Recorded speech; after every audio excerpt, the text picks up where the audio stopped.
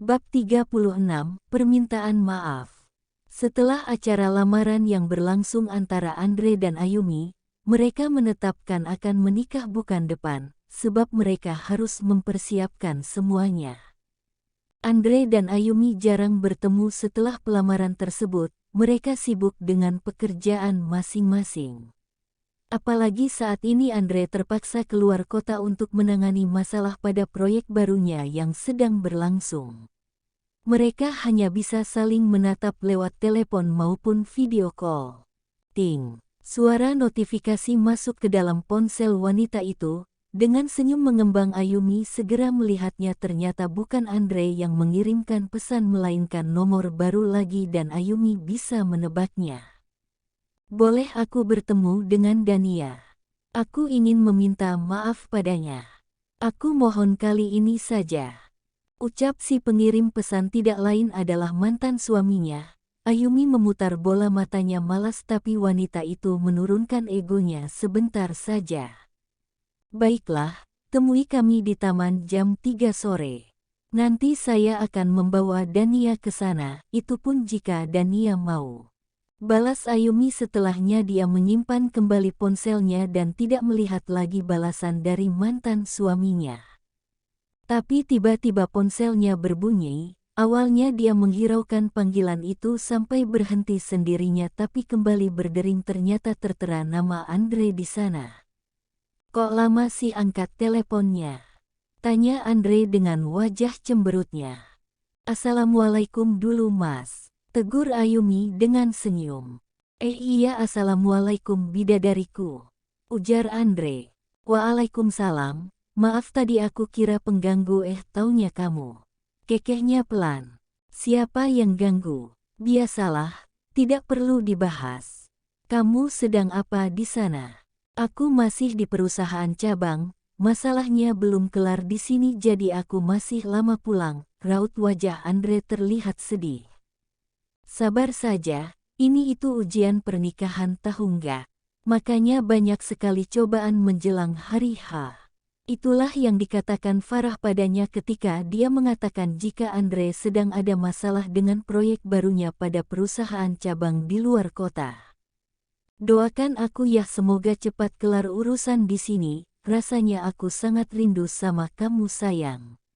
Ayumi menggelengkan kepalanya pelan. Andre sekarang begitu manja padanya. Iya, aku selalu doakan kamu di sini mas, apalagi Dania sering tanyain kamu terus. Astaga, Dania sekarang di mana? Ada di rumah lah, nanti aku telepon kembali jika sudah sampai di rumah. Ya sudah, aku tutup teleponnya ya, soalnya masih ada yang harus aku urus. Assalamualaikum sayang. Ayumi mengangguk membalas salam dari calon suaminya itu. Ayumi menghembuskan nafasnya pelan, dia teringat kembali pada pesan Dirga, entah Dania mau bertemu dengan Dirga atau tidak. Tapi anaknya itu sudah tidak pernah lagi membahas masalah Dirga setelah apa yang terjadi pada dirinya.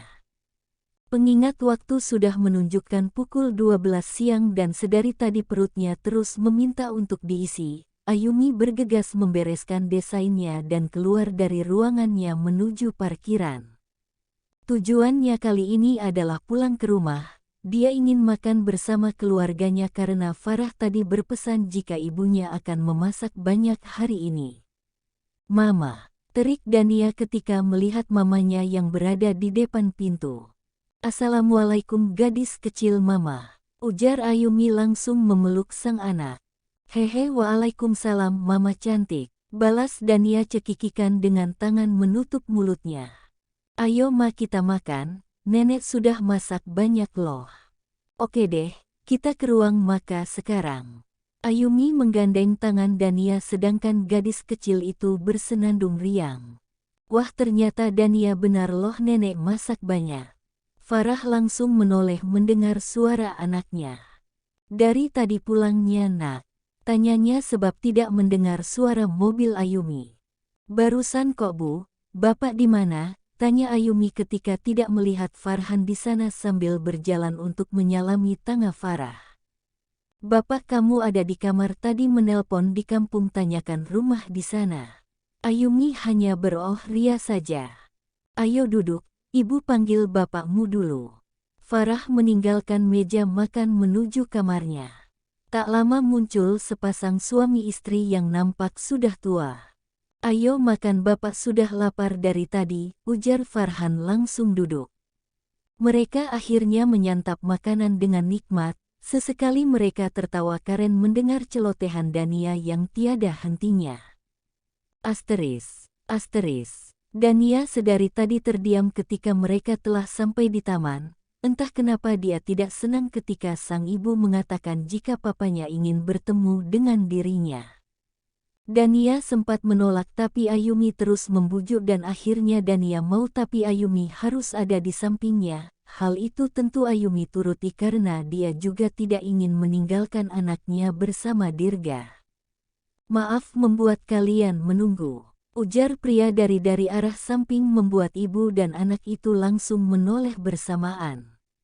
Ayumi dan Dania tidak mengatakan hal apapun membuat Dirga merasa kikuk dibuatnya hingga tanpa disuruh pria itu duduk di samping Dania. Jika orang lain melihatnya mungkin mereka mengira jika keluarga yang sedang duduk bertiga itu adalah keluarga yang sangat harmonis. Mereka bertiga masih terdiam, hanya suara anak kecil dan juga penjual kaki lima yang terdengar begitu ramai di taman itu. Dirga mencoba mengatur nafasnya ketika ingin berbicara dengan anaknya itu. Papa minta maaf nak, ucapnya mengelus kepala Dania. Papa tidak pernah memperhatikan kamu selama ini, dia hanya sibuk dengan dunia papa saja, padahal kamu sangat membutuhkan figuran seorang ayah tapi papa malah merusak semua itu hingga kamu tidak pernah merasakan kasih sayang dari papa. Lanjut Dirga dengan suara tercekat di tenggorokannya. Penyesalan kembali Dirga rasakan, seandainya dia mempertahankan Ayumi dan tidak menikah dengan kekasihnya mungkin saja hidupnya tidak akan sekacau ini. Saat ini dia hanya bisa berandai. Gadis kecil itu masih terdiam dan melihat ke arah Ayumi, sedangkan yang ditatap juga terdiam.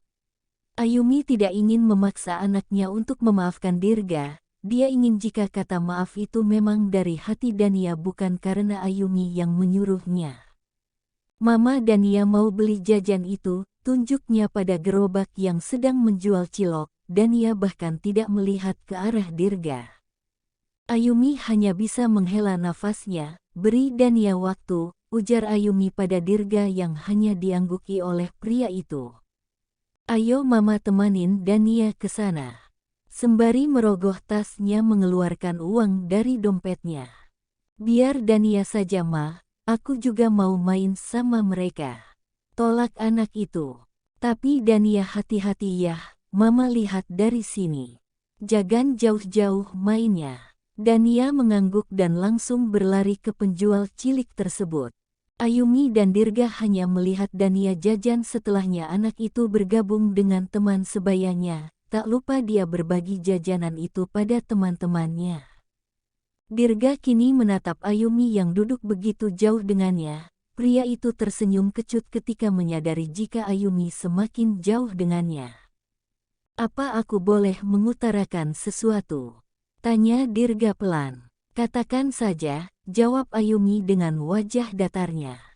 Jika aku melamarmu kembali, apa kamu bersedia menerimaku?